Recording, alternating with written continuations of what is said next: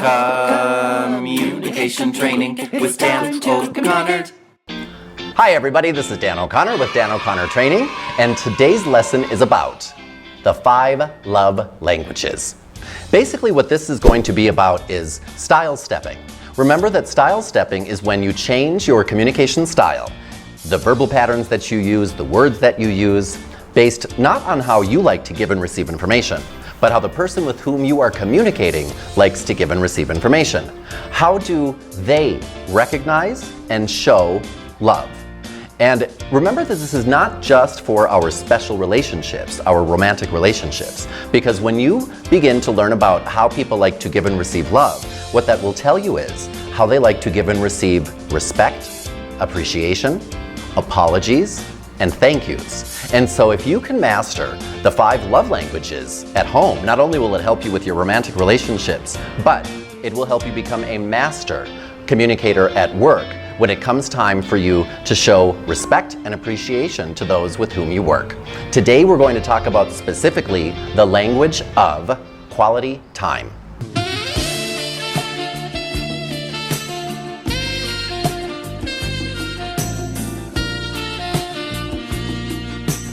So remember that there is giving and receiving gifts, quality time, touch, words, and acts of service. We'll be covering each one of the 5 and how that would apply to you both at home and at work. But today, as I mentioned in the introduction, we're going to be focusing on quality time.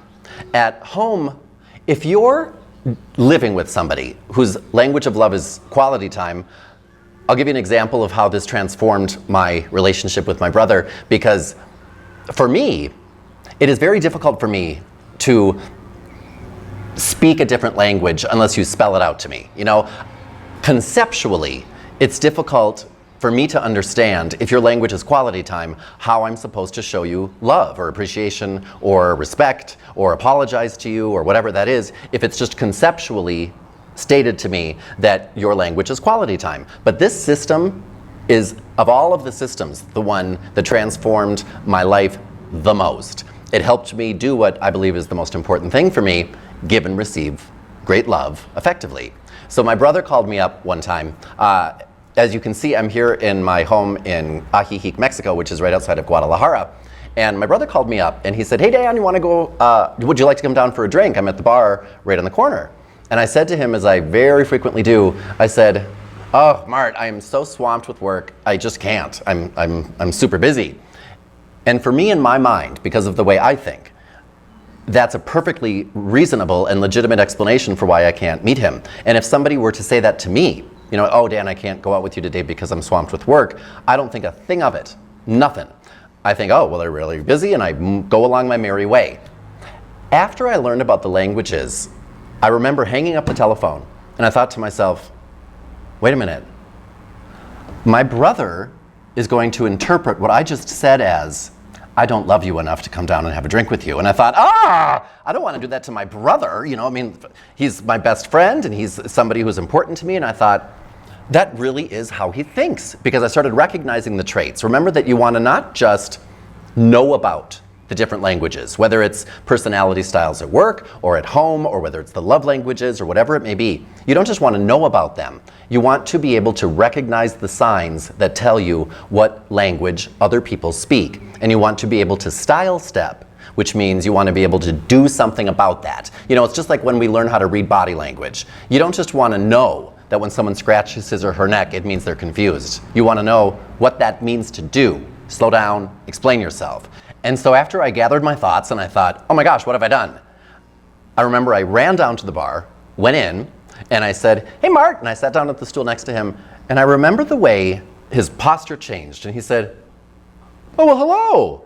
And he said to the bartender, "Hey, this is my brother Dan." And it's interesting how men more than women will change their body posture to let you know how they're feeling at the moment. For example, when you tell a little boy, "I am proud of you and you should be proud of yourself," watch how his chest tends to go up and his chin tends to go up, showing, "I'm proud of myself now too." And I remember how my brother did that. He puffed up and he thought, "Wow, my brother loves me." And he was proud of me because I came to visit him, and he felt so good about it. And we had such a great talk. And I remember thinking to myself, this is a breakthrough for me, because I'm now learning how to speak the language that shows other people what I already felt. And it's important to state, many times when we talk about these lessons, when we talk about style stepping, changing the way that you would naturally communicate to suit the person with whom you are communicating, many people struggle with that because they think, well, I don't want to be phony. I mean, isn't that, kind of phony to say whatever I think you want to hear? Not at all. It's like when you learn to speak a new language. If I were to speak to my friends here in Mexico in English, they wouldn't understand what I'm saying. And so what I try to do is learn Spanish, because that's their language. And that's not phony, that's not my first language, but that's genuine, because what I'm trying to do is reveal to you what is inside of me. And to do that, I have to speak your language. So there's nothing phony about it.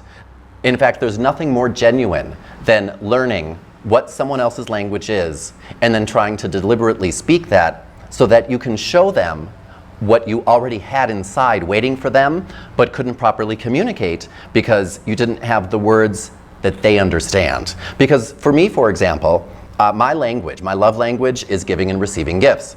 So you might tell me that you love me, and by the way, there is no language that's better than another.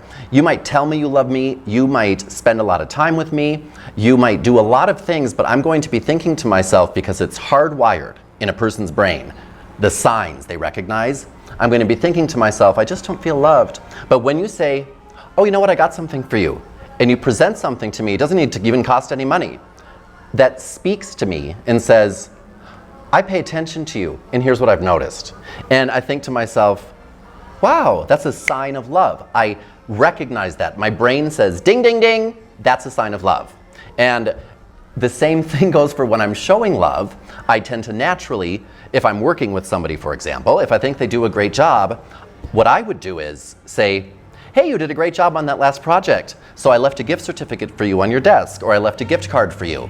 And what happens is, if I'm working with somebody whose language is quality time, they'd think to themselves, like my brother, totally would think to himself something such as, so he didn't think enough of me to spend any time with me, he just left me this card.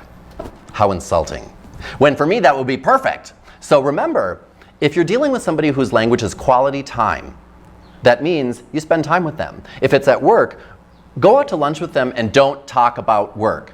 Just spend time with them. You don't even need to talk. If it's your partner, you can walk around the block. You can sit and watch television. But that signals in their brain, subconsciously and consciously, this person loves me, or respects me, or appreciates me, because they're giving to me their time.